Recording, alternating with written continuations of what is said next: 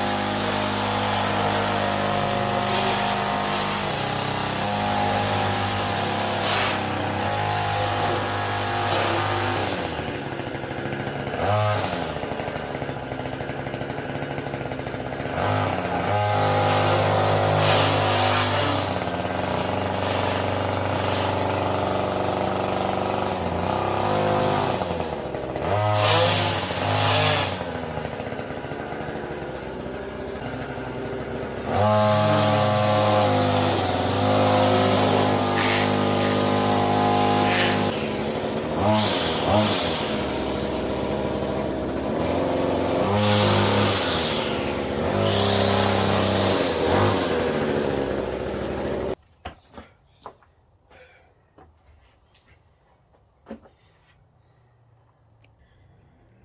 na.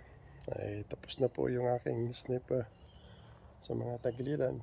It's not really perfect but nabawasan po yung yan sa mga tagiliran. Yan, yan. So, ay tupi. Yan po yung aking aso na makulit. Yan. Kung saan si Lolo, doon din yan. Oh. Yan. He's watching me what I'm doing. Yan. At meron ko pong maliit na backyard. Ito po yung kailangan mo.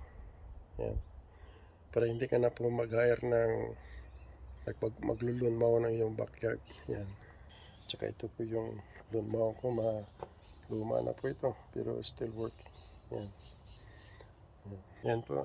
Ito po yung green ng aming nalalagyan. Ng mga lahat po na green na ito po sa backyard. Ito po yung lalagyan.